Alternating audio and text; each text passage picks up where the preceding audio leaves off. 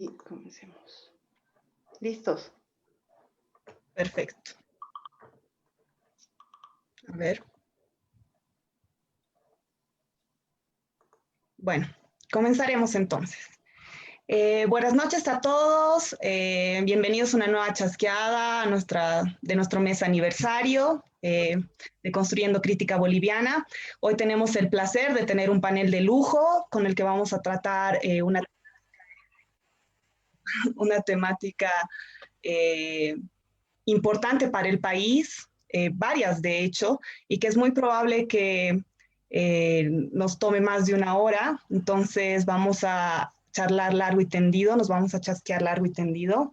Yo soy Graciela Magluf, soy socióloga, miembro de Construyendo Crítica Boliviana, soy una de las moderadoras. Hoy vamos también a contar con Fabiola Cosío, que también va a moderar conmigo esta charla debate. Pues bueno, les voy a explicar para los que no saben qué es Construyendo Crítica Boliviana y por primera vez nos siguen.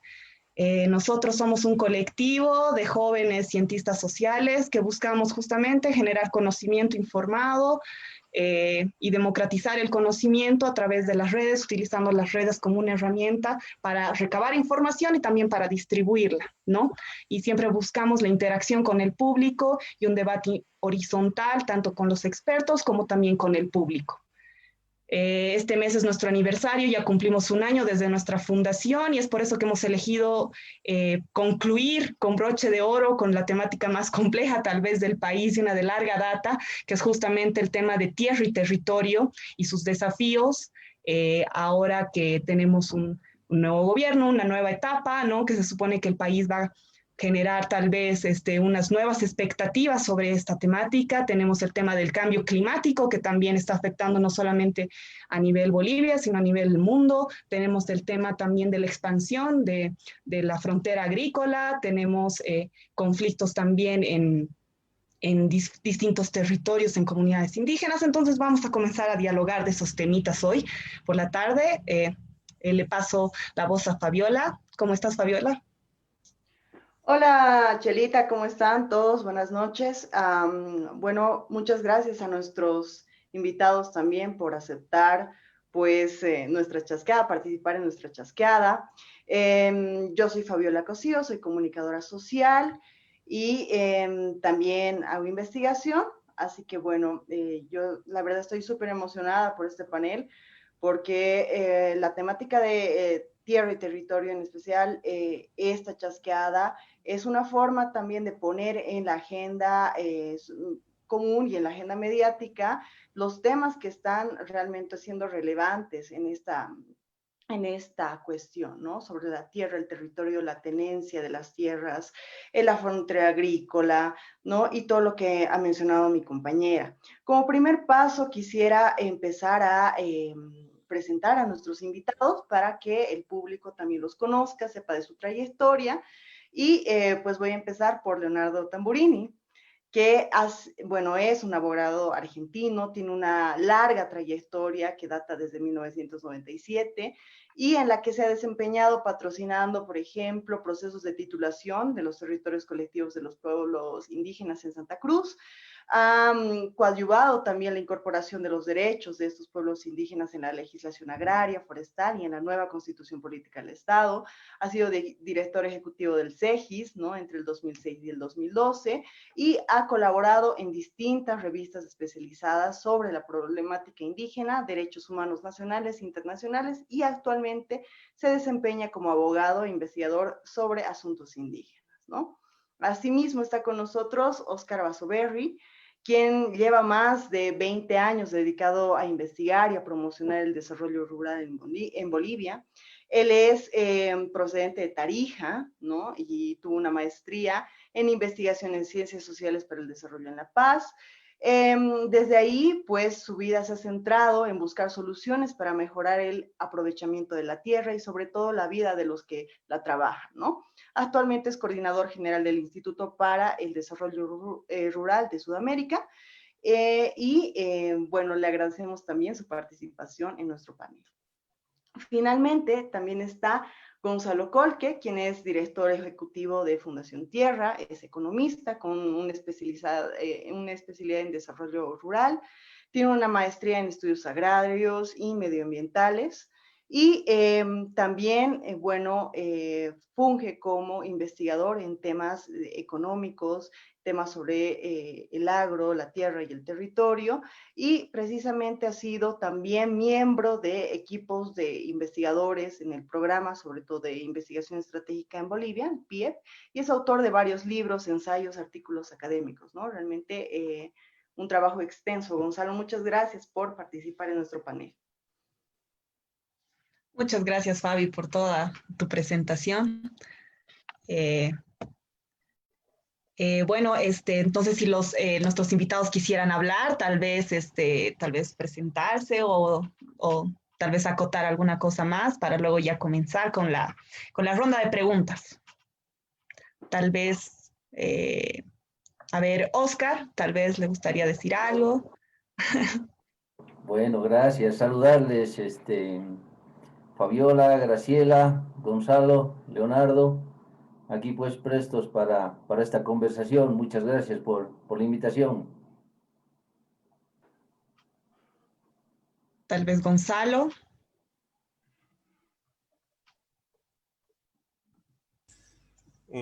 Gracias a los organizadores por interesarse en este tema que no siempre está en la agenda todo el tiempo, pero que es de importancia trascendental para nuestro país, y un gusto estar acá con Oscar, con quien nos conocemos por el trabajo, y Leonardo, que tiene amplia trayectoria en estos temas, así que va a ser un gusto.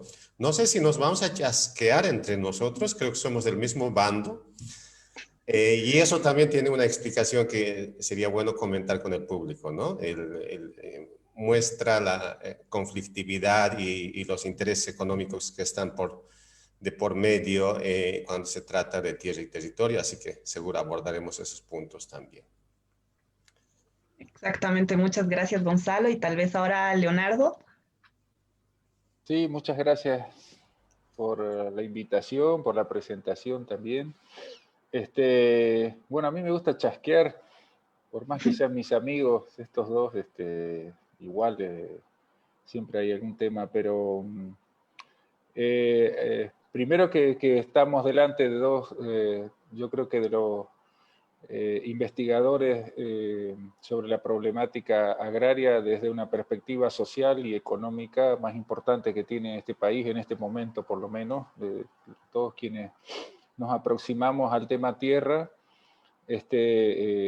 Las referencias, digamos, son siempre a dos instituciones importantes. Ahora el instituto a la cual pertenece Oscar, pero Oscar proviene de CIPCA, que es una institución que ha trabajado mucho tiempo el tema tierra y sigue trabajando con una perspectiva social y económica muy afina a la de tierra y a la de cual provengo yo también, que es el CEGIS, más allá de que yo no estoy más en el CEGIS, solo que la institución nuestra, el abordaje nuestro era desde el punto de vista jurídico, ¿no?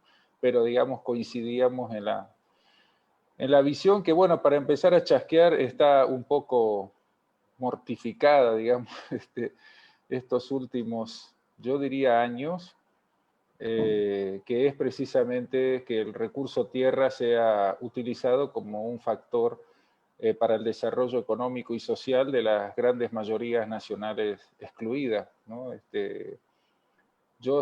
Bueno, Gonzalo, ahora también hace tiempo vivimos en una región en la que me parece que desde hace ya bastante tiempo sus principales líderes políticos de esta región han coincidido con una política nacional con relación al tema tierra que está bastante lejos, o está un poco lejos, diría yo, de lo que fueron los consensos en la Asamblea Constituyente, por lo menos, que dieron como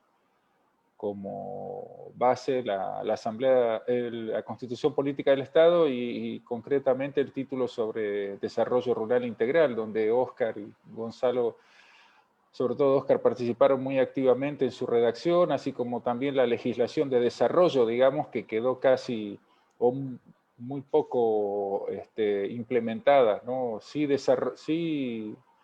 escrita, pero poco desarrollada, ¿no? Desde el 2015, creo que 14, 15, vivimos un giro en las políticas agrarias, en varias políticas de desarrollo, pero sobre todo en las agrarias, que hacen que el tema se haya vuelto realmente complejo sobre todo en esta región, ¿no? Y a eso se le ha venido a sumar lo que ustedes mencionaban, que era el fenómeno del cambio climático y los efectos, ¿no? que ha traído para esas mayorías nacionales que debieran haber sido beneficiarias de las políticas. Bueno, nosotros también hacemos investigación, ahora yo incluso fuera del CEGIS, los primeros datos de los incendios del año pasado es que ha generado migración masiva, digamos, sobre todo de los pueblos cazadores recolectores del Chaco y de la Chiquitanía, y comunidades cuya dependencia era prácticamente total del Chaco y de sus propios cultivos. Hay un proceso migratorio importante, ¿no? Hay varias comunidades que están prácticamente desiertas, vacías, y bueno, yo no sé hasta qué punto el nuevo gobierno tendrá ideas o políticas que sean y seguir impulsando este tipo de desarrollo, o llame a una gran concertación nacional, que es lo que esperamos todos quienes estamos ligados a este tema. Uno lee el plan de gobierno del MAS y ve los ministros que han sido designados de las áreas más o menos relevantes, digamos, medio ambiente, desarrollo rural. Se preocupa un poco, ¿no? Entonces, me interesa mucho saber cómo lo están viendo. Oscar, que estaba bien cerca ahí en La Paz, de los rumores. Y bueno, Gonzalo, que también es uno que ausculta constantemente este tema, ¿no? Bueno, sobre la base de esta, esta entrada que ha hecho Leonardo, quisiéramos lanzar con una primera pregunta. Si ustedes consideran realmente que el papel del INRA en este momento es, bueno, es una entidad, bueno, que sí realmente está cumpliendo con su papel de regular, ¿no? La propiedad sobre la tierra. ¿Cuál es la visión que ustedes tienen sobre el INRA, ¿no? Y qué pueden resaltar en cuanto a, digamos, una buena gestión o una mala gestión de esta entidad, ¿no? Respecto a lo que está sucediendo, sobre todo actualmente, con no solamente el reconocimiento de tierras, sino también con el despojo de estas, ¿no? Entonces, quisiéramos saber sus perspectivas sobre esta entidad primero.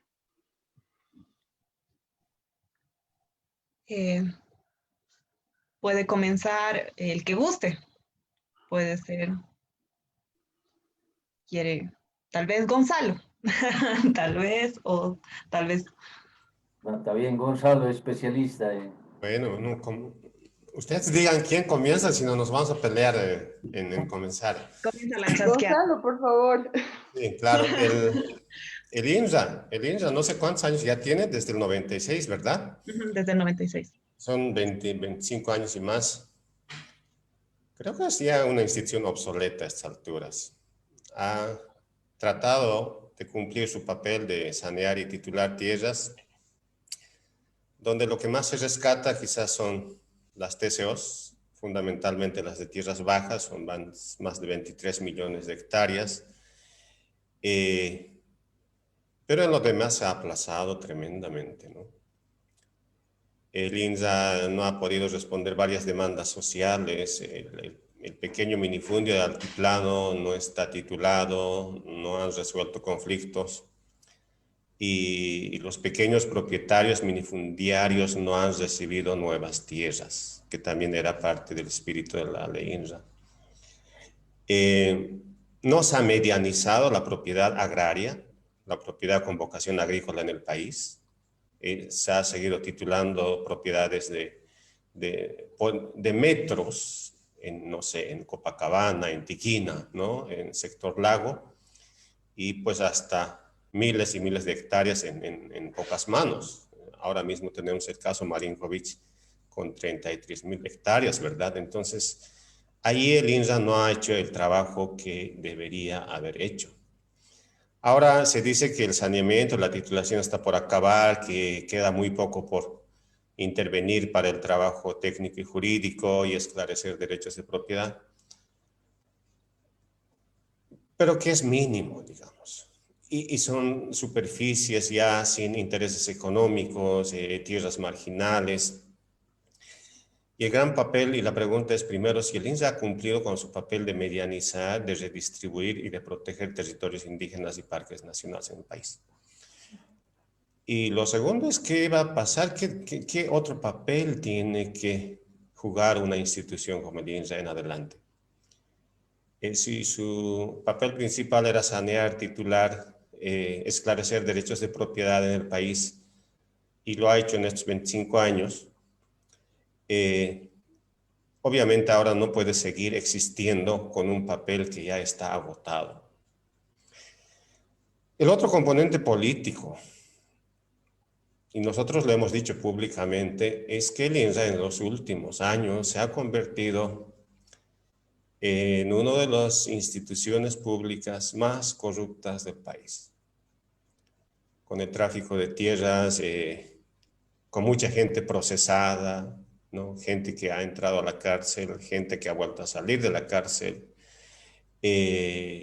muchos funcionarios públicos en actos de corrupción, el organizar expedientes agrarios truchos, ¿no? Famoso INSA paralelo en Santa Cruz que Juan Carlos Rojas denunció en su época y no llegó a nada, ¿no? El famoso ministro Cocarico y su gente traficando, extorsionando a los propietarios para titular tierras. Nosotros hemos dicho, tiene que intervenirse el INSA y esclarecerse, paralizar y ordenar procesos judiciales para que tengan pues responsabilidades administrativas, penales, la gente que ha entrado ahí. El pasanajo de exdirectores departamentales, exdirectores nacionales, directores de distribución de tierras que después se van al Tribunal Agroambiental como asesores, como técnicos, como apoyos. ¿Para qué? Para agilizar, facilitar, ¿no?, las demandas y lograr desde esa instancia lo que han empezado en el INSA, favorecer a quien puede pagar por la titulación de tierras. Ese es mi diagnóstico, ¿no?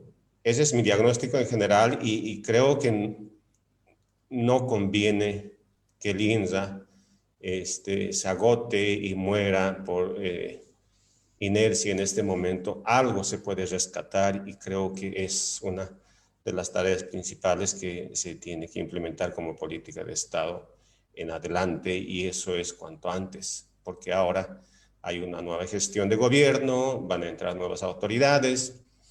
He escuchado que hay una terna de postulantes para director nacional del INSA y que 2 de los postulantes son anteriores exdirectores que están involucrados en estos actos de corrupción. Entonces, INSA para mí es sinónimo de tráfico de tierras en este momento. Gracias, Gonzalo. Tal vez Oscar nos puede complementar. Sí, yo quisiera decir que cuando se diseñó esta forma institucional, y esto es bien valioso también de rescatar, tuvo una función bien importante, ¿no?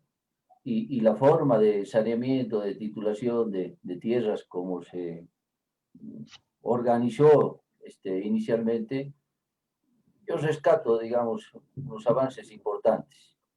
No se olviden que Bolivia tiene muchas figuras de propiedad de la tierra, etcétera, y efectivamente, yo siempre digo, o sea, que el 50% de la tierra hoy esté en manos de comunidades campesinas, indígenas o de pequeños propietarios, etcétera, es un avance significativo, ¿no? Y esto habría que valorar porque yo no conozco otra situación en algún país de Sudamérica que sea parecida. Sin embargo, lamentablemente en los últimos años, efectivamente es como Gonzalo nos ha mostrado, es lamentable. Claro, y uno esperaría que esa propiedad que ya ha sido adquirida por las comunidades, por los territorios, de alguna manera sea, digamos, definitiva, ¿no? Porque si hay algo que es cruel en nuestros países, es que los pueblos indígenas tienen que tramitar las veces que se cambian de gobierno, ¿no? Cada que hay un cambio de gobierno, cada que hay una ley, cada que hay una renovación de no sé qué, hay que hacer otra vez todo el trámite y los pueblos indígenas gastan años de sus vidas haciendo este tipo de trámites. Nosotros sacamos unas estadísticas en el instituto y tarda como 20 años para un pueblo indígena, para un territorio, desde que inicia un trámite hasta que logra un título. Y esto lo repiten cada vez que hay un cambio institucional, ¿no? Entonces, ojalá que esto, sí, yo estoy de acuerdo, el INRA ya llegó a su término, hay que renovar esa institución, pero ojalá que esta renovación no signifique que nuevamente comenzamos el proceso de cero, ¿no? Yo creo que hay territorios que están legítimamente ya titulados, tienen que mantenerse y sobre todo avanzar en su forma institucional de autogobierno, ¿no? Sería lamentable que por algunos hechos de corrupción que son enormes, etcétera, y es verdad, o sea, hoy la gente del INRA saca plata desde el más pequeñito hasta el más grande, o sea, nadie se libra, ¿no? No es que haya un sector libre en la corrupción del INRA, pero sería bien complicado que volvamos a empezar de cero. Ya hemos comenzado varias veces de cero, no solo en este país, sino en varios países de la región, y es muy desgastante, creo, para las comunidades, pueblos indígenas, los territorios. Muestra como falta de voluntad, ¿no? También política de realmente eh, desarrollar una política de saneamiento de tierras también, ¿no? Si es que va cambiando. Es que Ahora es tal un vez, negocio, como dice Gonzalo, sí, es un negocio, es igual que la justicia, ¿no?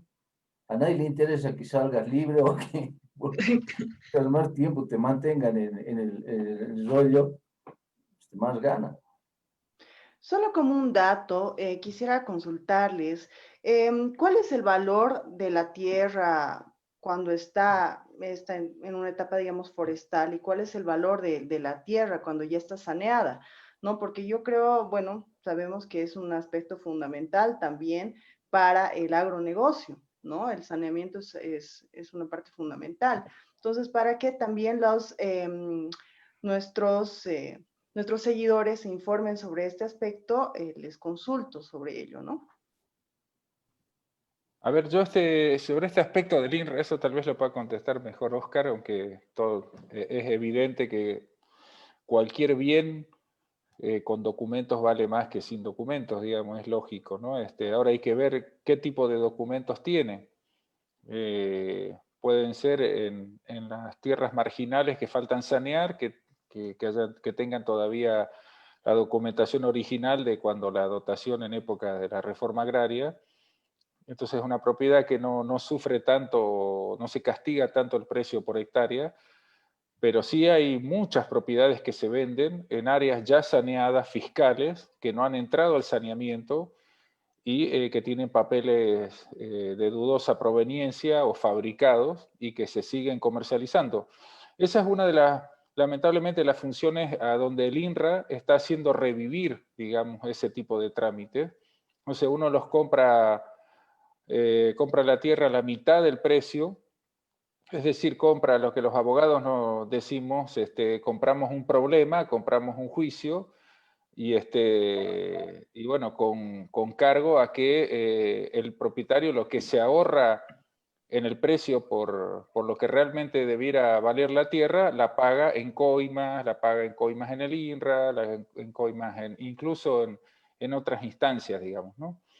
Pero sin embargo yo pienso como Óscar, el diseño, digamos, institucional que tiene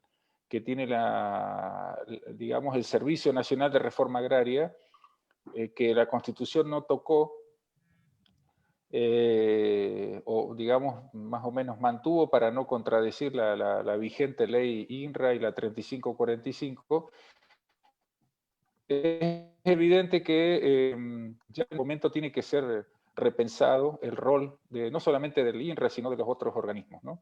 Está claro que los problemas agrarios de tenencia, que son sobre los cuales se ocupa el INRA, tienen que ser un poco vista la mirada en términos departamentales o municipales, Y a mí me parece que podría jugar un papel interesante. Muchas de las legislaciones agrarias tienen una instancia, digamos, inquisitoria o administrativa que atiende en primera instancia a los conflictos y tiene una fase más jurisdiccional, que es aquí la de los tribunales o los jueces agrarios, digamos así, ¿no?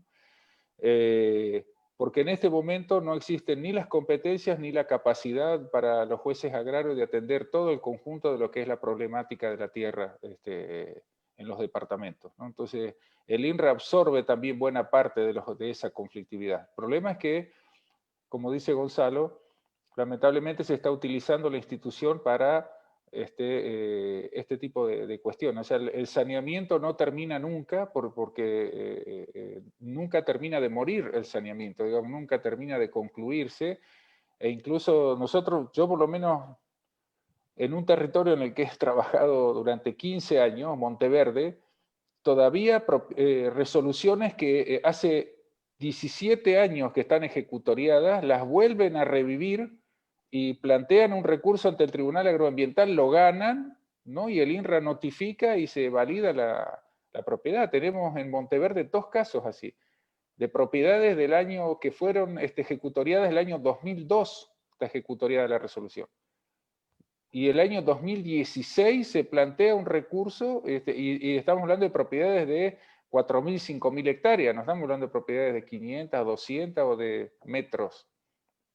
Entonces, y así hay varios lugares, y eso lo sabemos nosotros porque es una TCO, donde hay una institución, una organización, pero en zonas, digamos, en donde no existen, donde precisamente han ocurrido los incendios, en los parques nacionales, en amplias áreas fiscales del departamento del Beni, de Santa Cruz, este tipo de cuestiones es moneda corriente, ¿no? Los procesos vuelven a revivir después de un tiempo y se genera una jurisprudencia beneficiosa y el canal es el INRA.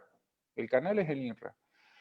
Yo, por lo tanto, yo creo que sí, en este momento, más allá de la loable función, digamos, que ha cumplido, ha sido determinante cuando inició el proceso, yo creo que tienen que ser revistas sus competencias y generar una institucionalidad, digamos, también, bueno, eso tiene que ver también con exámenes de competencia, con articular la universidad, etcétera. Muchos, bueno, esto lo hablábamos en el año 2000, digamos, se hizo el reglamento de la ley INRA.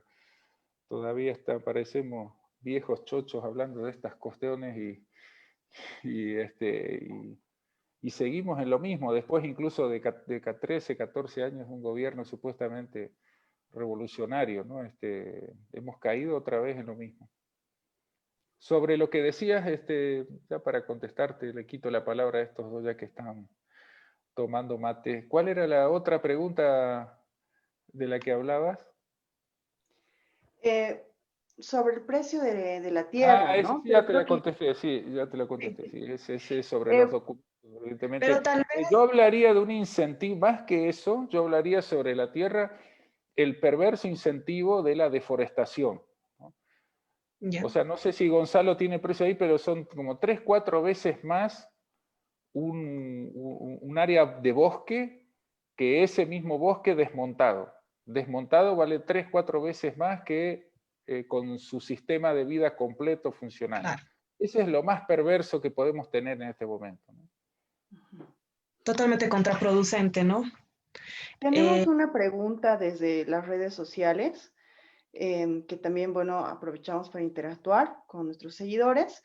Y la pregunta es la siguiente, ¿no? En su opinión, el saneamiento de las tierras más productivas en el país, ¿a quiénes han beneficiado más? ¿A los campesinos e indígenas, a los menonitas o a los empresarios?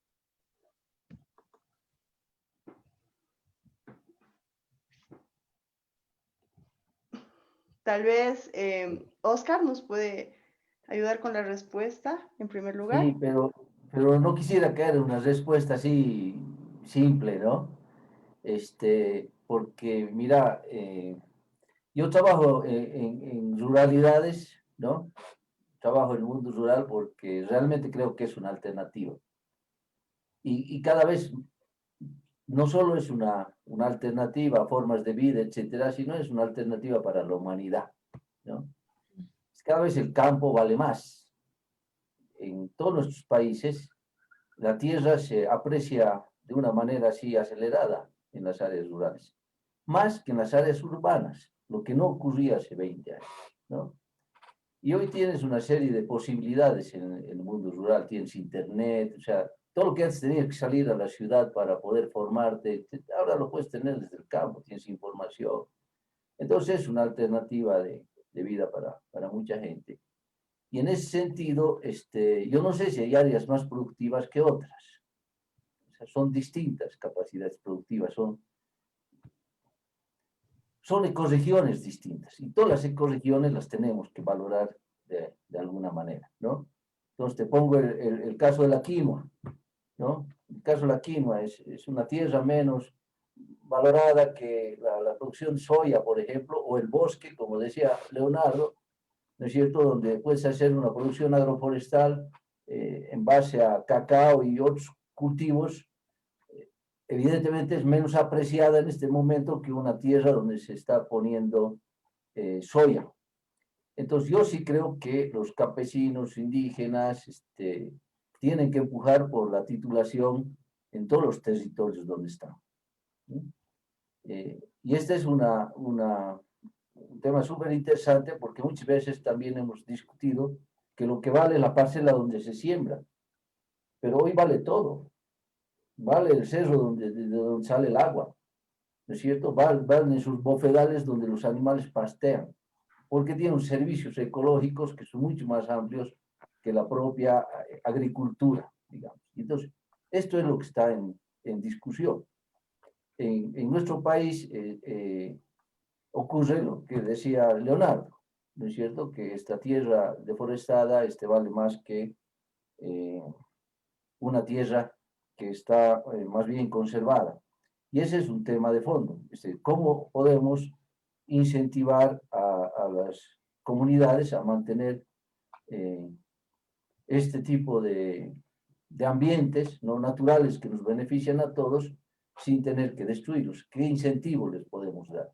Y ese fue un tema negado en el país, ¿no?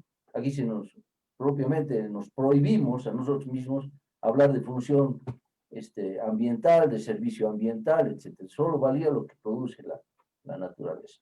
Yo creo que tenemos que dar un salto y evidentemente la normativa tendría que incluir estas funciones ambientales de una manera más precisa. Es como el seguro agrario. Si tienes un problema, te van a dar un dinero, pero si haces algún sistema de conservación, nadie te lo reconoce. Ahí hay un problema de fondo que ya tenemos que avanzar sobre esta discusión. Y evidentemente yo, como se está conformando el gobierno, tampoco tengo ninguna expectativa de que provenga de ahí la iniciativa. Y sobre el tema, ya estábamos tocando un poco el tema de las TCOs y es un tema que también nos interesa a nosotros tocar. Yo me quedo con la pregunta, ¿no? Y también ustedes están un poco sacando a colación un poco el tema de la importancia de la titulación de las tierras, pero ¿es solamente eso? ¿Qué más pueden hacer los pueblos indígenas y las comunidades para realmente ejercer sus derechos en plenitud? Porque lo que se pone en tela de juicio es justamente eso, ¿no? Cuando ellos no tienen su título, su titulación de tierras, están luchando justamente con varios bandos, ¿no? El Estado, los empresarios, para mantener justamente su cultura, para mantener la calidad de vida que ellos quieren tener, para tratar de tener un gobierno autónomo, ¿no? En base a sus costumbres y a sus normas.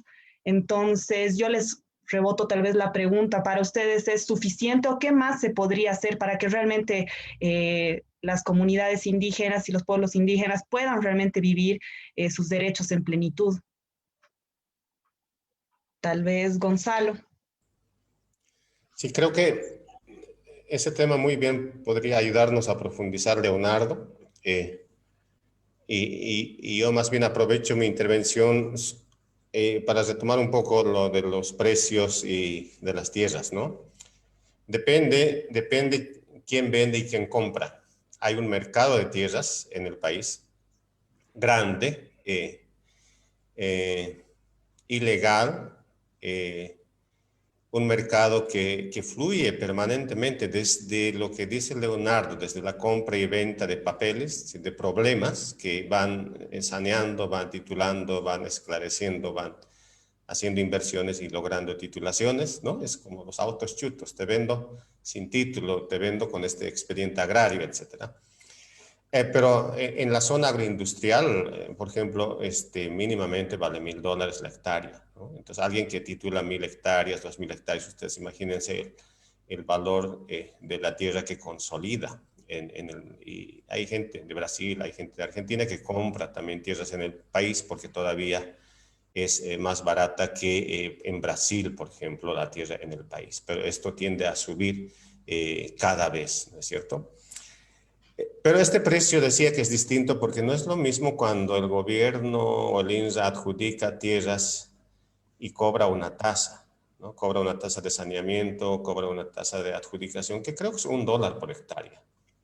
Sí, adjudicación, en otras palabras, es como que las tierras fiscales se venden a un poseedor, ¿no? Y al final acaban estableciendo una tasa que no tengo el dato realmente en este momento, pero es absolutamente simbólico, ¿no es cierto?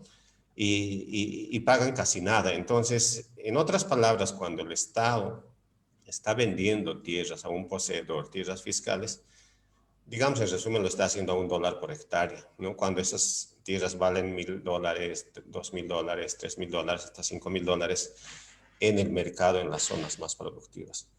Ese tema es importante de tenerlo en cuenta. En algún momento se ha hecho alguna resolución en el INRA de registrar estas transacciones y que sea obligatorio.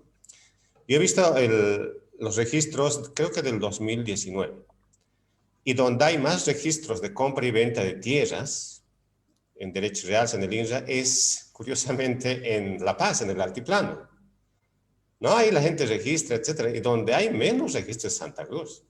Pero por Dios, es decir, las tierras que más se están moviendo y pasando de manos en Santa Cruz.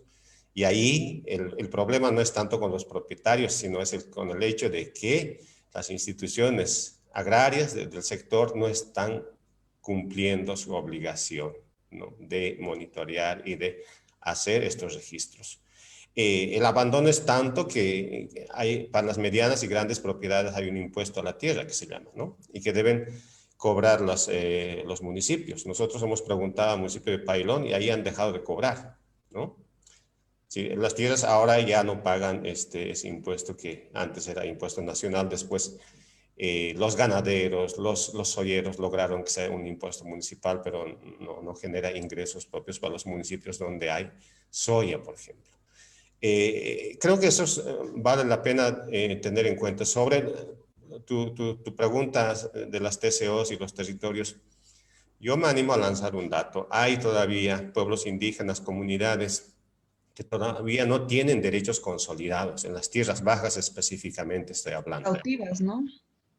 La principal razón es que se ha tomado una decisión política el año 2012, después del conflicto del Tipnis, de no titular más a comunidades indígenas como una revancha, ¿no?, por el desgaste político que han provocado. Y hay pueblos minoritarios en situaciones muy complicadas que están perdiendo territorios y donde era su territorio tradicional, han entregado autorizaciones de asentamientos para comunidades campesinas. Y en muchos lugares han expulsado a los chimanes, por ejemplo, ahí en el norte, etc. Entonces, creo que el tema no se ha agotado y no se puede concluir y decir que todas las demandas de los pueblos indígenas han quedado satisfechas, ¿no? Claro, tal vez podríamos profundizar un poco más en la pregunta sobre las TCOs también, que está vinculado, tema justamente esto de las tierras, está vinculado también a la explotación también de la mano de obra indígena, ¿no? Tenemos también comunidades enteras que también o están cautivas o que están empatronadas y que deben deudas exorbitantes a los dueños de los ingenios azucareros, por ejemplo. Yo he tenido la oportunidad de ver eso en Colpa, Bélgica, y que obviamente ni el Tribunal Agroambiental ni tampoco el INRA van a estar de su lado y no tienen cómo salir de esta situación, ¿no? Ni tampoco ha habido voluntad política para poderos ayudar. Entonces, justamente tal vez podríamos también problematizar también el tema de las TCOs y de la tierra, con el tema también de la explotación de mano de obra, en este caso indígena y campesina, que también está vinculada a la cadena de producción o de explotación que también existe en el agronegocio, ¿no? En el tema justamente de los chaqueos y de justamente de entregar tierras a comunidades campesinas, ¿no? Tal vez Leonardo, que tiene más conocimiento de este tema, de temas más de la legislación, nos pueda iluminar. A ver, el tema es que el tema del territorio para los pueblos indígenas y el acceso a la titulación, que yo creo que ha sido también que hay que reivindicar, digamos, me parece que incluso a nivel latinoamericano hay pocos países que pueden decir que los pueblos indígenas tienen titulado de manera definitiva 24 o 25 millones de hectáreas, digamos, ¿no? O sea, así, en donde tienen derechos exclusivos de uso y aprovechamiento de sus recursos que no se pueden titular dentro de estos territorios otros derechos ni se pueden otorgar, salvo los sobre recursos naturales no renovables. Pero claro, no todos los pueblos indígenas están o han sido beneficiados con estas titulaciones. Tenemos, qué sé yo, en Mojos, si bien tenemos varios territorios titulados, los de la Marcha del 90, hay muchas otras comunidades que viven por fuera, que están sometidos a este tipo de relaciones servidumbrales, como decís vos, con relación al tema de la ganadería. Tenés en la Chiquitanía también toda la zona de la carretera, donde fueron los incendios precisamente, toda la zona de la carretera al Brasil, en donde tenés comunidades a uno y otro lado de la carretera, porque son chiquitanos que vinieron para la construcción del ferrocarril al Brasil, que va paralelo casi a la carretera, y ahí se fundaron muchísimas comunidades chiquitanas que no accedieron tampoco a territorio. Tenés también la problemática del Chaco, que si bien durante la primera parte del gobierno de Evo Morales, cuando Alejandro Almaraz era viceministro, se inició todo un proceso de liberación de las comunidades cautivas, salió un decreto supremo que otorgaba la posibilidad de por 180.000 hectáreas resolver de una u otra forma el problema de la tierra en Chuquisaca. Todavía existen varias comunidades, muchas que han quedado por fuera, los procesos, por poner un ejemplo, el de Charagua, los 3 territorios en Charagua, Isoso, Charagua Norte y Charagua Sur, esos territorios, los procesos no están concluidos. Los estudios de necesidades hablan de que se les debe dotar bastante más tierra de la que terminaron recibiendo. Y hay que tomar en cuenta que sea las comunidades con título o no, sea las personas indígenas que viven en los territorios, siguen dependiendo de las relaciones económicas dominantes, digamos. O sea, nosotros pensábamos, una de las cosas que dice Gonzalo, medianizar la propiedad, probablemente ese era uno de los objetivos, pero uno de los objetivos centrales era romper la estructura inequitativa de la tierra, digamos, ¿no? Y con eso nosotros pensábamos, los marxistas, digamos, entre comillas, yo arrimado marxista porque llegué el año 95 recién y no vengo de una universidad en Italia muy politizada como la Gabriel o como, más que todo la UMSA, pero digamos, era lógico que ahí el planteamiento pasaba por el saneamiento también como una forma de romper relaciones de dominación económica, digamos, ¿no? Rompiendo la estructura dominante de tenencia de la tierra. Eso se pensó de una u otra forma que iba a suceder o sucedió en el norte amazónico con una importante desestructuración de la propiedad o de las concesiones o de la tenencia de las áreas de explotación de castaña. En la zona de Mojos también con estos territorios, sobre todo rompiendo las relaciones de dominación de los madereros, ¿no?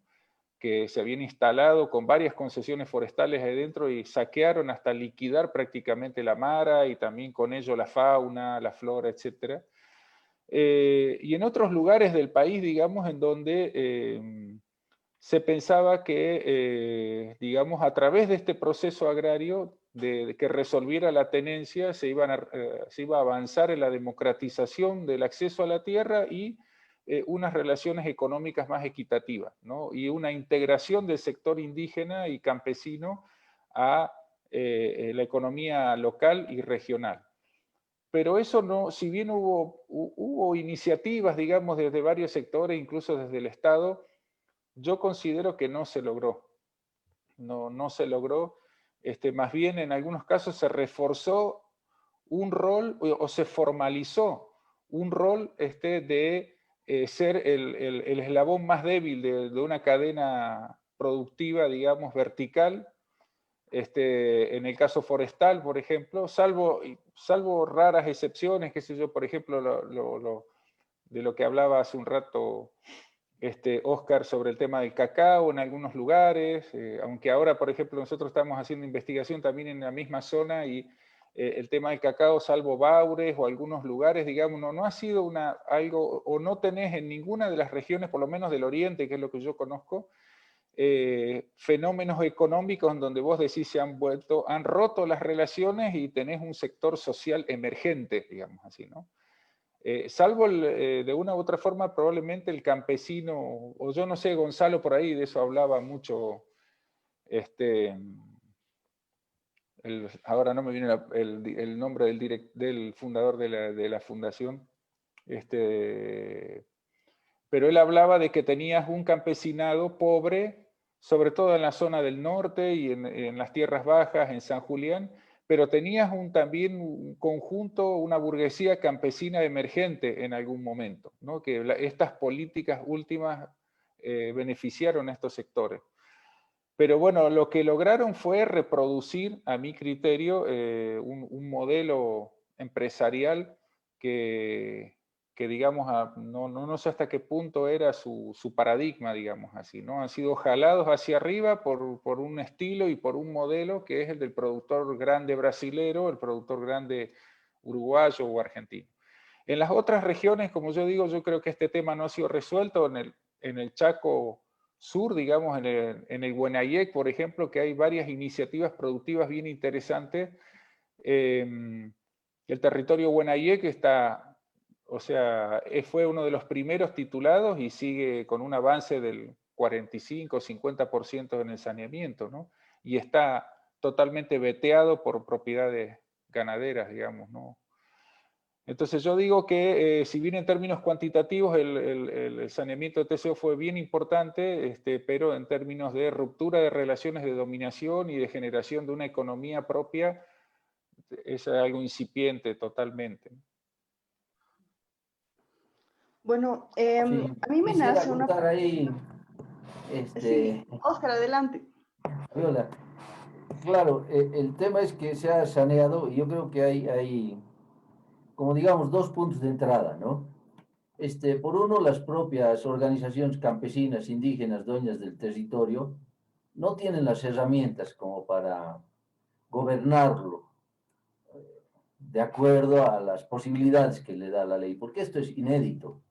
O sea, no es que se les está devolviendo un territorio ancestral y cosas así, ¿no? Sino es inédito, es una construcción contemporánea el territorio. Y entonces las formas de gobernar el territorio también tienen que ser contemporáneas. Y hay muchas veces nos falla la imaginación, ¿no? Yo creo que les falla la imaginación a los propios dirigentes de las organizaciones y a veces a nosotros cuando fungimos como asesores. Entonces, las organizaciones no han dado un paso, no han avanzado al ritmo de este tipo de cambios estructurales, porque ha sido un cambio estructural en el país la introducción del territorio indígena. Entonces hay formas de autogobierno que no las están practicando, porque no tienen un antecedente. Y todos tenemos muy poca imaginación, y en esto se demuestran las autonomías indígenas, que terminan siendo pequeños municipios, porque todo el mundo piensa que tienen que tener sistemas de planificación, sistemas de administración, etc. Por una parte, pero por otra parte, las tierras comunitarias están siendo permanentemente perforadas por la burocracia en este país, ¿no? Es una burocracia que no las entiende. Yo te pongo algunos ejemplos. Sé en los machacas que querían sacar un programa de vivienda, de esta unidad del Estado de vivienda, ¿no es cierto? Querían hacerse sus casitas, sacar un proyecto, y entonces los funcionarios le dicen, ¿dónde están sus títulos de tierra? ¿No? Si usted no tiene un título sobre dónde vamos a construir la vivienda, no le podemos construir la vivienda. Se han tenido que inventar una pequeña ciudad, volver un área urbana, un territorio colectivo, para poder tener un apoyo estatal para construir una vivienda que debe ser de $5.000. Van a tener que inventarse un área urbana dentro de una TCO, ¿no es cierto? Esto ha ocurrido en el país. Si van a impuestos internos, por ejemplo, ahora el caso de Macharetí, donde estamos trabajando, y dicen, ¿saben qué? Somos una asociación guaraní sobre un territorio comunitario y queremos registrarnos para pagar impuestos. Hay un impuesto que se llama el RAU, el régimen agropecuario unificado, que un gran empresario puede sacar, ¿no es cierto? Pero van ellos y le dicen, no, no pueden a título comunitario, ¿no? Tiene que ser a título individual. Entonces, ¿dónde está su parcela? Entonces está siendo permanentemente perforada por una burocracia que no termina de entender esta lógica comunitaria y estas formas de autogobierno.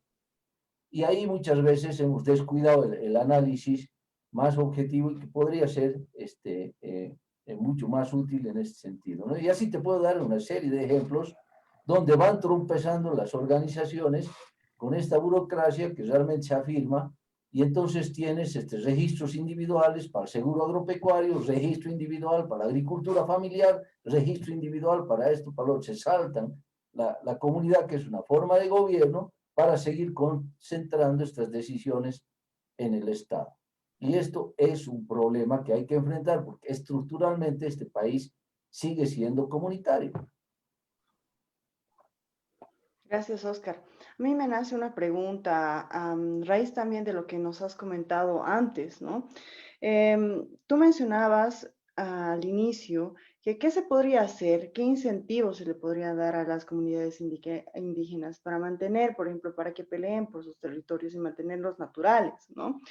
Pero también dentro del discurso de muchas instituciones pro agroindustria, existe la visión de que estas comunidades y las instituciones que se dedican a trabajar este tema de lo agro, ¿no? del territorio indígena, son simplemente instituciones que brindan una visión ilusoria, que en realidad los indígenas quieren salir a la ciudad, quieren urbanizarse y que nosotros los estamos romantizando de alguna manera. No sé si ustedes están de acuerdo con ello, cuán de acuerdo están, ¿qué me pueden decir al respecto? Quisiera sobre todo escucharlo en ese sentido a Leonardo. Hablé mucho, pero yo... mira, nosotros estamos por empezar ahora una investigación con el pueblo lloreo precisamente sobre este tema. Como dice Oscar, yo digo, me interesó un texto que él fue docente mío en un diplomado, y que me interesaba porque decía, tenemos en Bolivia varias ruralidades, digamos, ¿no?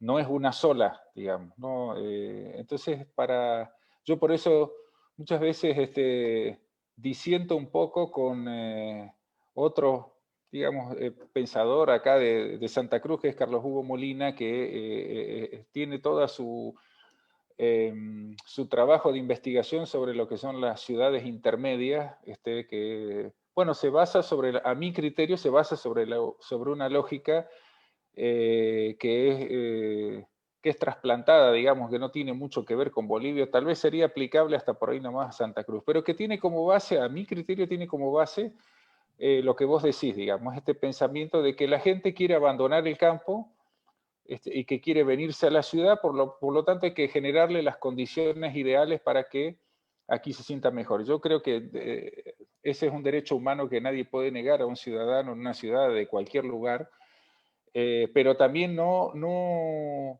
se sitúa en el contexto boliviano y cómo funcionan las ruralidades, digamos, ¿no? Una cosa es la ruralidad del chiquitano, del homerío, otra cosa es la ruralidad del ayoreo, ¿no? Y otra cosa es la ruralidad del mogenio trinitario a la del ignaciano, a la el de Riberalta, digamos los pueblos que están, qué sé yo, el Tacana, los tacanas que están en el monte que los tacanas que ya están arrimados. Y así hay un montón de cuestiones en donde me parece una generalización grande de que todos se quieran venir a la ciudad y que las ONG lo están conteniendo en los territorios porque tienen la idea de que un día va a haber la revolución en el territorio, bueno, y somos todos maoístas o somos todos, digamos, no sé, bolches. Pues yo creo que esa es una generalización. A mí me parece que sí es un tema fundamental, a mi criterio, el abandono de los territorios. Si vos vas ahora a Rincón del Tigre, que es un territorio, una TCO Ayorea titulada como comunidad, no hay nadie en este momento. Nadie. Cero población. ¿Cuál es el motivo? No hay agua. Se quedaron sin agua. Estamos hablando de que el Rincón del Tigre está en el Amni San Matías, es decir, en el Pantanal, en el gran Pantanal boliviano. Y están dentro de, a su vez, de un territorio indígena y adentro, te estoy hablando de un equipo que acaba de salir. En Tobité, en Zapocó, que es también es un territorio chiquito que le han dotado a los ayoreos, al sur de Concepción, también no hay nadie en este momento. ¿Por qué? Porque se le entraron los incendios y le liquidaron todos sus medios de vida, que son los árboles donde está la miel, las principales manchas de plantas de donde hacen recolección, y además tenían un pequeño manejo forestal del cual se proveían, le generaba algún tipo de ingreso, se les quemó también. Por lo tanto, están ahora viviendo en un barrio en Concepción.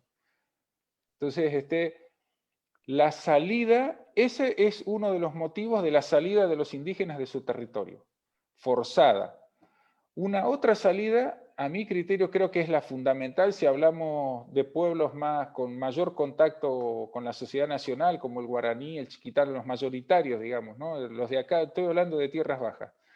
Tiene que ver con el sistema educativo.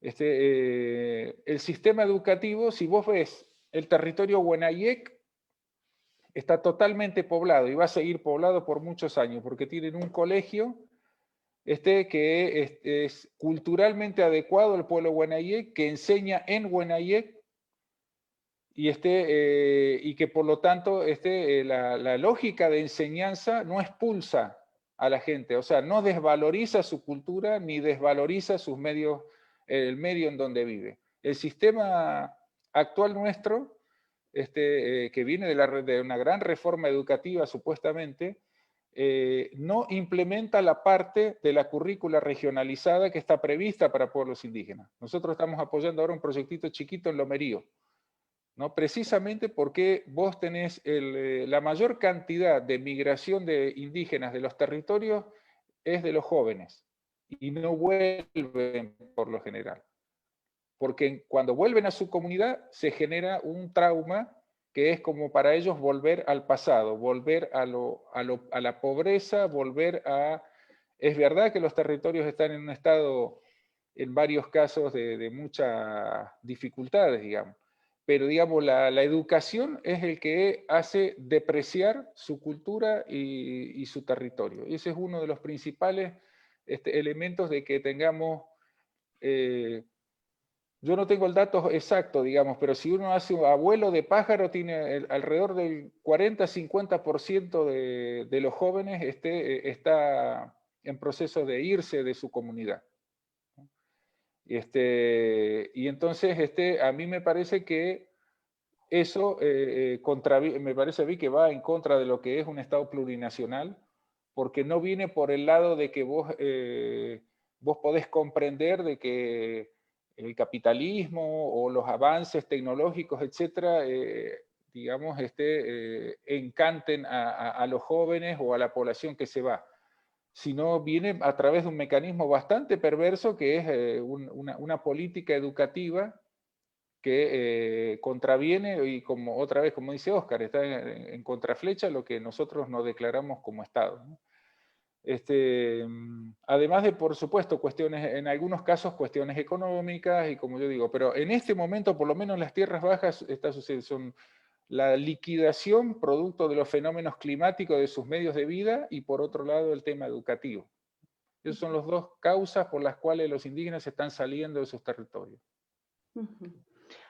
Gracias, gracias Leonardo. Hay un interesante aporte también de Gonzalo en un artículo que recién escribió sobre los shimanes, ¿no? Y de hecho el abandono que tienen sobre, bueno, del Estado, ¿no? No sé si quisieras comentarnos algo sobre esta experiencia, Gonzalo, por favor. Bueno, sí, sí, quizá incluso comentar un poco más en la línea de Leonardo, para no entrar en un caso específico, que Chimanes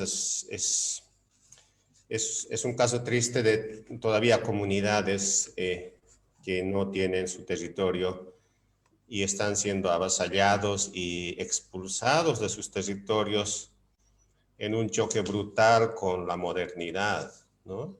Siendo peones de quienes tomaron sus tierras con resoluciones o con autorizaciones de creación de comunidades campesinas encima de territorios donde ellos efectivamente viven y vivían, algunos que han sido bastante expulsados. Yo generalizaría como en tres líneas, como intentando seguir el hilo marcado por Leonardo sobre esta nueva ruralidad. Una primera es que tenemos y retomando lo que este estudio de urbanización, ¿no?, de las ciudades intermedias.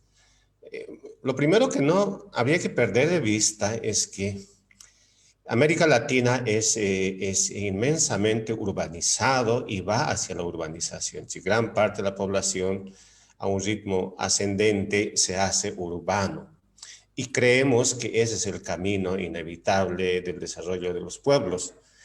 Pero si comparamos a nivel mayor con otros países, sobre todo asiáticos, vamos a ver que todavía hay sociedades con una base productiva, agropecuaria, campesina, rural más grande, ¿no? Y todavía con una contribución en la economía del país mucho más importante.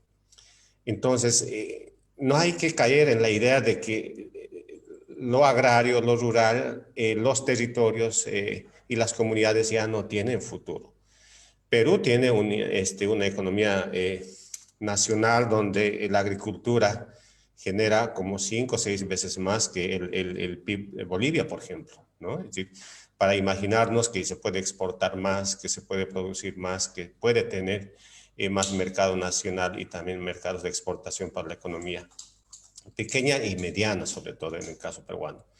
Entonces, futuro económico, futuro productivo, ¿no? Futuro como comunidades existe y no hay que creer o aceptar fácilmente esa tendencia de que la urbanización es el camino deseable e inevitable al que debemos adecuarnos. Creo que es un error. Si veamos nuestras ciudades, está lleno de economía informal. Las ciudades no están atrayendo gente porque hay desarrollo económico, porque hay fábricas, porque hay industrias.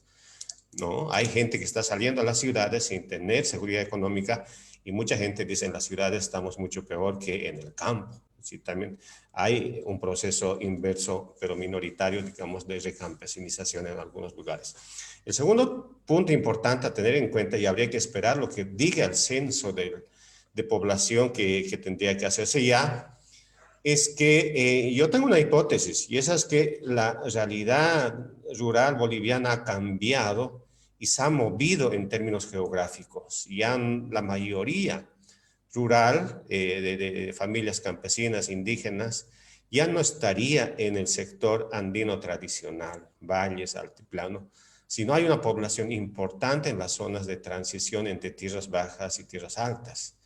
Chapare, no sé, Yucumo, norte de La Paz, ¿no? El trópico de Cochabamba en su mayor extensión, el cómo se ha colonizado el polígono 7 del Tipnis, nos dan señales evidentes de que esas zonas de colonización, de migración, de tierras altas, son las zonas más dinámicas en este momento, por lo menos en términos demográficos. Es increíble, en Chapare, en el sector rural, es el único sector del país donde el crecimiento demográfico es positivo, ¿no? Y mayor al promedio nacional.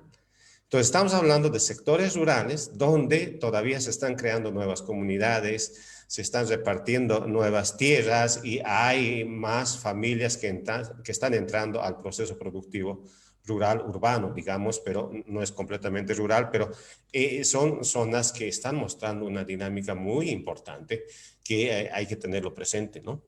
Y el último punto, que es bastante polémico en la Chiquitanía de Santa Cruz, ahí se han creado como 1.500 comunidades campesinas con autorizaciones que no existen como tal y que han cambiado la figura y la razón de ser de una comunidad campesina, ¿no? Porque ahora se crea en papel, se crea en la oficina de un notario, una comunidad se funda, se reconoce a los miembros y se les dota tierras donde no conocen. Y muchos participan en este proceso porque es como una manera de lotearse territorios como si fueran lotes urbanos para el engorde y llaman comunidades productivas. Y estas comunidades productivas en realidad sirven, digamos, de figura jurídica ficticia para apropiarse de tierras fiscales y venderlas, deforestarlas, alquilarlas, transferir a privados, ¿no? Hay gente que se hace llamar y le llaman dueños de las comunidades, ¿no? Este dirigente tiene 5 comunidades, este otro tiene 20 comunidades y van cambiando a los miembros de esas comunidades que se han beneficiado con tierras fiscales bajo la figura de compra y venta, ¿no? Tranquilamente todos nosotros podemos crear una comunidad y acceder a una de esas tierras y mañana Leonardo nos va sacando porque va metiendo a nuevos miembros como nuevos miembros de la comunidad, pero en realidad son compradores de tierra, ¿no? Entonces, esas figuras, esas maneras de adaptar y de utilizar el marco jurídico de que las tierras fiscales tienen que ser comunitarias, etcétera, hay que revisar en la práctica, porque en la práctica la gente ha encontrado las maneras de romper esos principios agrarios que protegían lo colectivo, ¿no? Que protegían este tipo de propiedades y la idea era que estas tierras sean para pequeñas propiedades de agricultura familiar. Entonces, si esto continúa, la pregunta es que la agricultura familiar en estas condiciones, en estas regiones, no tiene futuro bajo este esquema.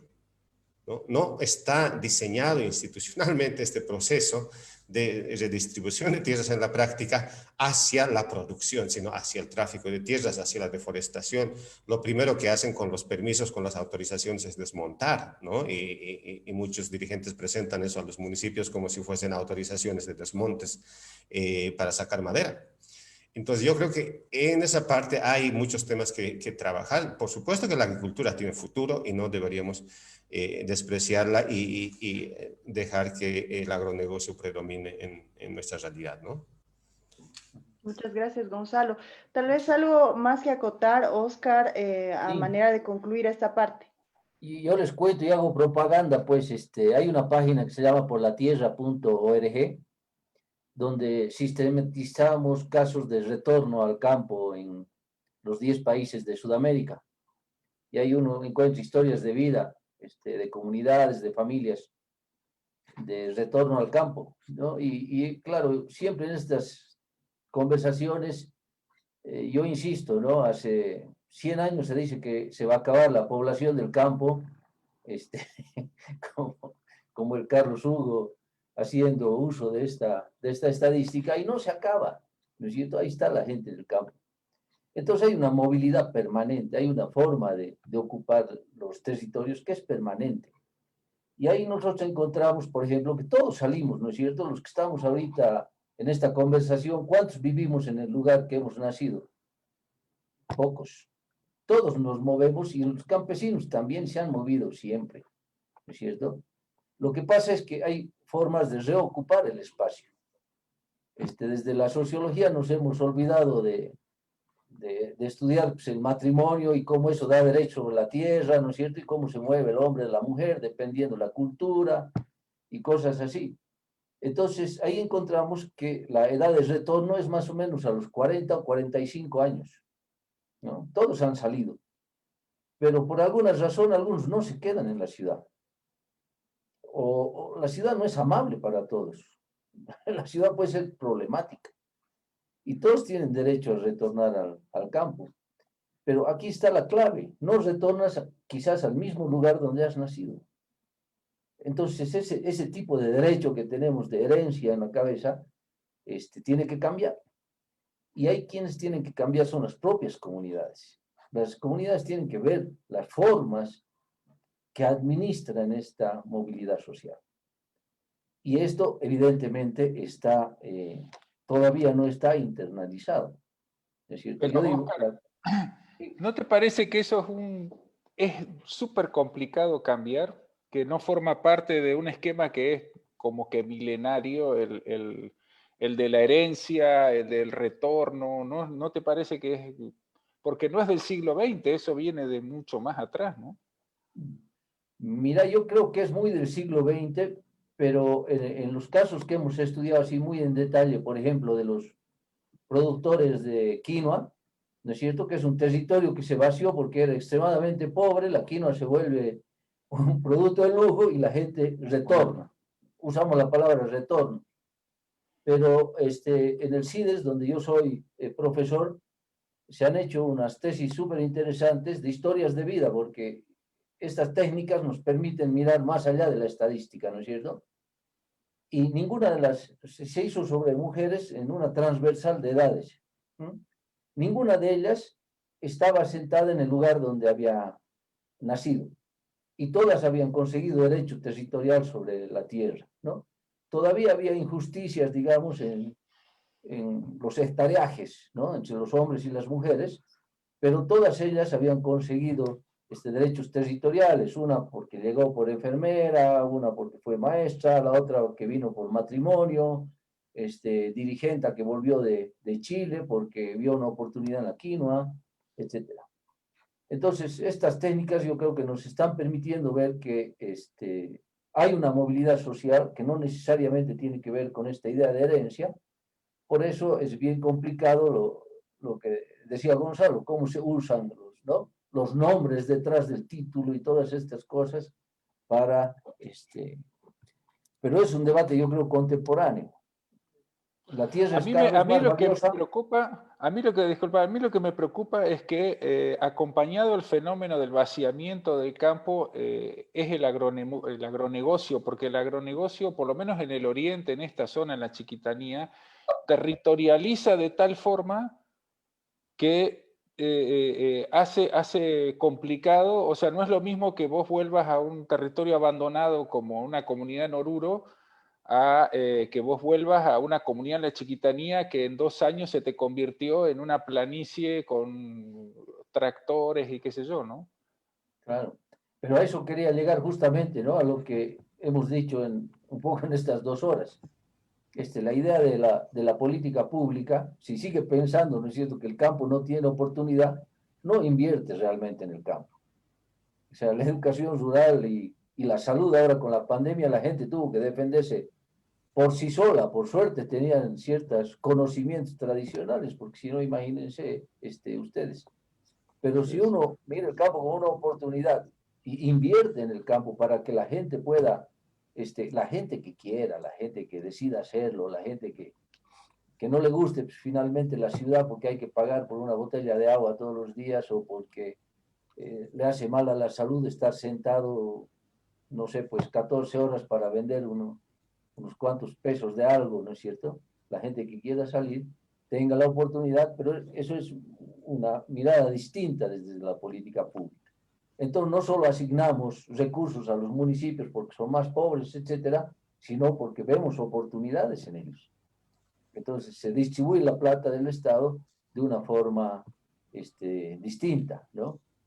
Yo sé que es un cambio epistemológico desde la manera en que conocemos las cosas, y por eso me da miedo un poco el censo ahí, Gonzalo, porque si vamos a ir a un censo con las mismas categorías, es bien complicado. O sea, que todavía no discutamos la categoría rural, urbano, la doble residencia que quizás podamos meter a la boleta censal, ¿no? Preguntar otras cosas, porque yo tengo un poco temor que vamos a un censo con estas mismas categorías y entonces sales con estos mapas que nos muestran normalmente, ¿no? Una mayor urbanización, etcétera, etcétera, cuando modernamente en otros países ya no, pues, 2000 es una cosa ínfima para determinar lo urbano o lo rural, están hablando de 40.000 están hablando, porque evidentemente, no sé, hay municipios como Montero, que me dirá si es industrial o no, o cuánta gente tiene vinculación al campo, o el propio Chapare, que seguramente por densidad demográfica va a salir como urbana gran parte del territorio, etcétera.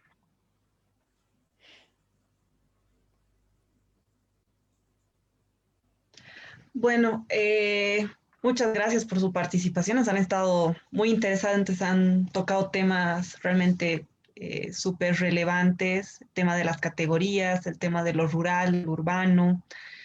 Y ahora a nosotros nos gustaría tal vez entrar un poco al tema que ya estamos como que queriendo agarrar, el tema del desarrollo, el tema del agronegocio, ¿no? Nosotros nos ponemos a pensar que obviamente todos estos proyectos de desarrollo están, y del agronegocio y de la agroindustria, están vinculados también a sus consecuencias a abrir carreteras, ¿no? A una serie de proyectos, de megaproyectos que están vinculados, ¿no? A este tipo de desarrollo, ¿no? Al que está extractivista y al que está apostando el país desde hace mucho tiempo, ¿no? Entonces, nosotros nos preguntamos así, si es que realmente Bolivia estaría dispuesta tiene las posibilidades realmente de seguir en este camino, o es posible otro tipo de desarrollo realmente en el país. Una vez ya realizado este pequeño diagnóstico que un poco nos han enseñado ustedes, un poco nos han pintado el panorama. Tal vez Gonzalo le gustaría comenzar. Bien. Bueno, sí, es el tema que faltaba para redondear, creo. El agronegocio es el, es el elefante en la sala que no hemos tocado, ¿no? No hemos hablado. Yo alguna vez dije, y me animo a decir, el agronegocio boliviano es como el hijo cuarentón que todavía vive con el papá y la mamá, ¿no? Y que no tiene sostenibilidad económica suficiente para su independencia y se gana unos pesos para su chicle. Y el papá y mamá somos los bolivianos, es el Estado boliviano.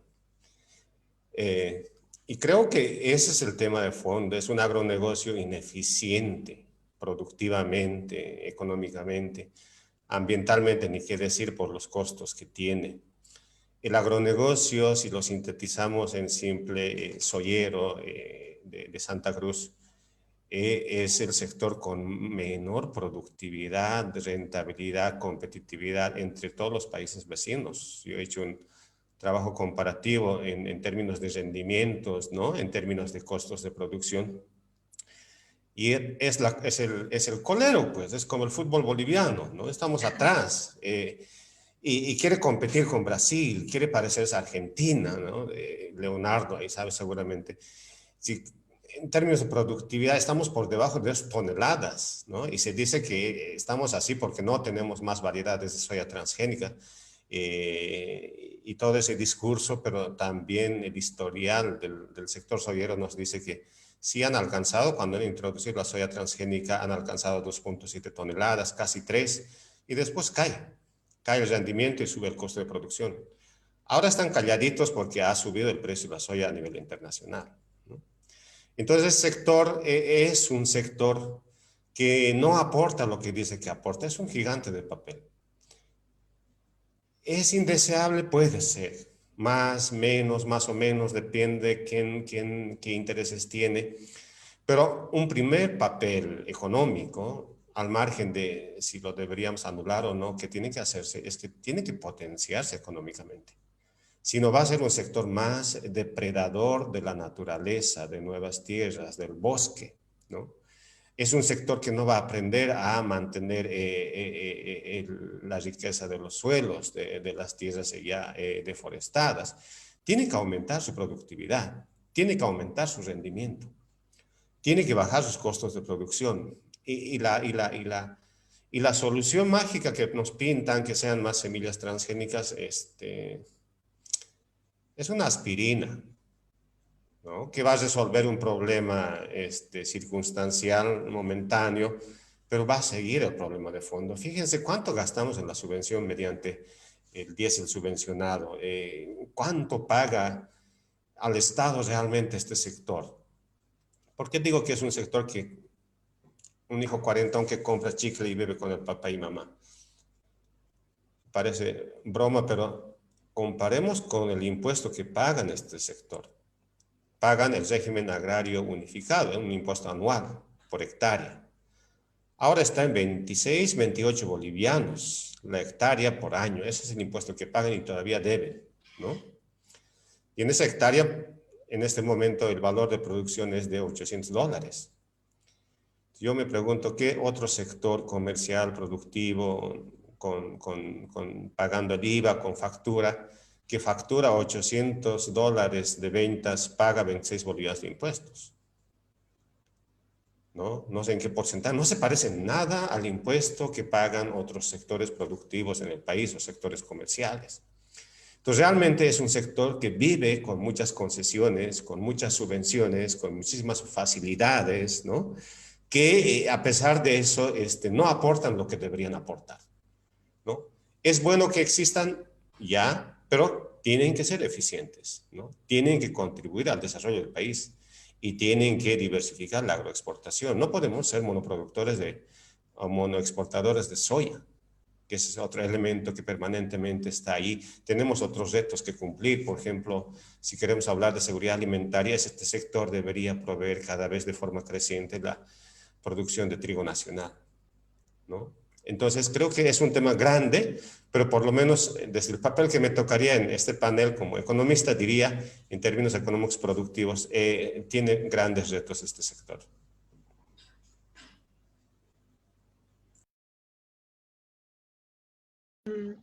Tal vez Oscar y luego Leonardo para cerrar esta última intervención.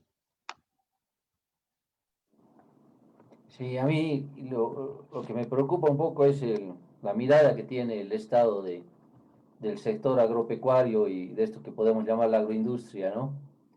Yo escribí un artículo a mediados o principios del 2019 queriendo comprender por qué el gobierno de Evo Morales y especialmente el vicepresidente exigía, ¿no?, este crecimiento a los agroindustriales. Ustedes se acordarán en Montero, en varios lugares, así decía, no, pues como 1 millón de hectáreas, vamos a los 7 millones de hectáreas, ¿no? No, o sea, entonces, yo creo que esto se mantiene, ¿no? Al ser la agropecuaria el principal rubro que crece en el PIB y al haberse caído los hidrocarburos y otros recursos de los que vivía el Estado, están viendo en la agropecuaria una posibilidad. Ahora, claro, ¿cómo pueden ver esto en una agropecuaria que tiene todos los problemas que nos expone Gonzalo, ¿no es cierto? El tema de impuestos, el tema de productividad, etcétera, etcétera. Entonces yo creo que insistir en esa línea nos va a llevar definitivamente a una extranjerización de la tierra, porque digamos que el capital nacional no abastece, el Estado no tiene para subvencionar un crecimiento tan grande de la agroindustria, y entonces vamos a tener a muchos perdedores, ¿no? No solo los bolivianos por el tema climático, ambiental, etcétera, sino yo también creo que gran parte del empresariado boliviano va a perder. Hay falta de cálculo, yo creo que hay que mirar más fríamente su aporte, más estratégicamente, y hay que ponerle freno a algunos temas que pueden ser muy complicados, ¿no? Álvaro García Linera en su momento habló incluso del ingreso de la palma africana como una posibilidad. Ya conocemos los desastres que causa la palma africana en otros lugares del mundo, y al ser un país dependiente de tecnología, de insumos, al final lo único que hacemos es tener una maceta para que se sostenga algún tipo de cultivo y los capitales van a ser de fuera, ¿no? Entonces hay que mirarlo, creo, y hay que tener una discusión más sobria entre todos los sectores.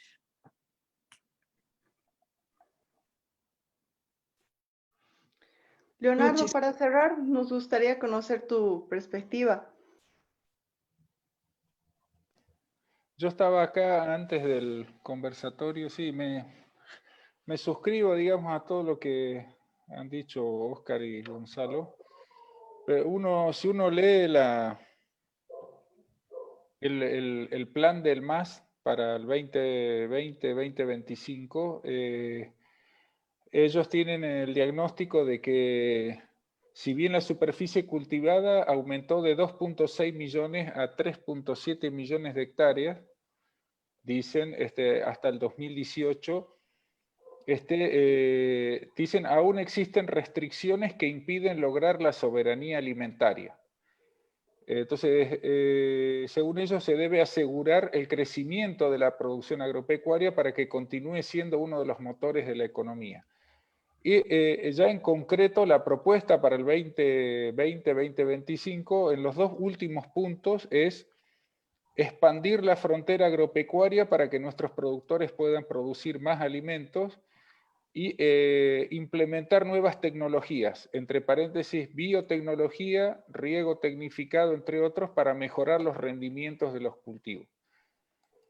Entonces, ese es el plan de gobierno del MAS. Yo creo que eso es lo que va a orientar la política de acá en adelante. Yo por eso, y si, como les decía al principio, si vemos el ministro que han puesto, por lo menos los orígenes que tiene, y el de medio ambiente también, más allá de que después si uno ve la parte de medio ambiente, casi como que parece que la han escrito otros profesionales porque va casi en sentido contrario a lo que dice esta parte, pero está claro que por lo menos las primeras impresiones del empresariado de acá de Santa Cruz ha sido de satisfacción, digamos, con la victoria también del MAS, en particular de Arce, porque entienden que son personas con las que han estado coordinando los últimos años y entienden perfectamente las necesidades del sector.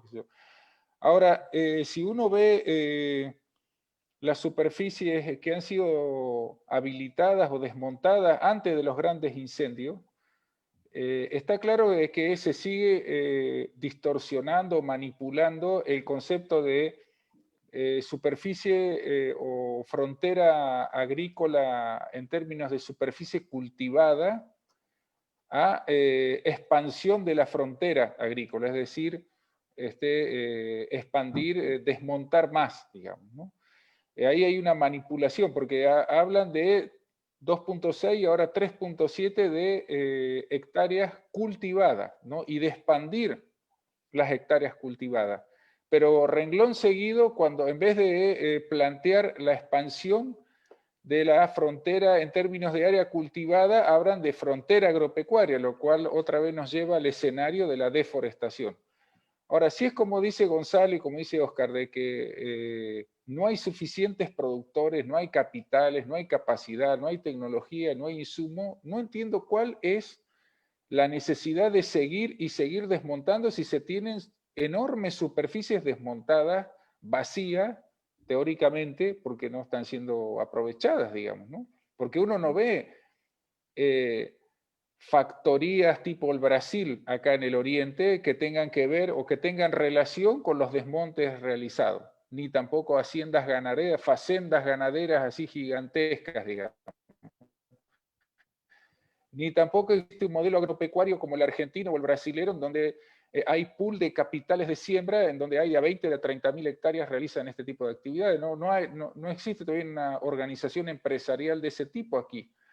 Entonces, o va a seguir siendo para el tráfico la tierra, como dice Gonzalo, o se está preparando, digamos, la llegada con el tema del decreto 4232, de los que abre a los 5 cultivos transgénicos, se está abriendo ya las puertas y preparando para la llegada de, bueno, de articular ya no solamente al Paraguay, Argentina y Brasil, sino también ya vincular a Bolivia como un otro pilar del gran espacio de lo que algunos le llaman la República de la Soya, digamos, ¿no? Todo ese escenario grande, digamos, de cultivo. No sé si va por ahí. Yo sinceramente no entiendo porque uno va al campo, ahora yo he estado viajo constantemente y ve amplísimas superficies desmontadas sin ningún tipo de actividad, ¿no? que que no sé si son para especular o para qué. Lo mismo que, bueno, uno puede decir el fenómeno de las urbanizaciones. Yo vivo en la zona acá del Urubó y uno hace kilómetros y kilómetros y kilómetros de miles y miles y miles, de cientos de miles de lotes, que uno dice, bueno, va a tener que, no sé, vendrán a vivir los chinos o algo, digamos, porque no da ni la cantidad de gente que hay en Bolivia para ocupar todos esos terrenos, ¿no? Entonces, claro, un taxista, uno del Trufi, me llevó el otro día, me dice, no, yo tengo también un terreno, me dijo el del Trufi. Es nomás para engorde lo tengo ahí, no me voy a ir a vivir ahí. Yo vivo acá en Los Batos, que es la comunidad que está acá al lado. Y bueno, hay gente de todos lados del país que tiene terrenos acá y también está al lado de un área protegida del Parque Amboró.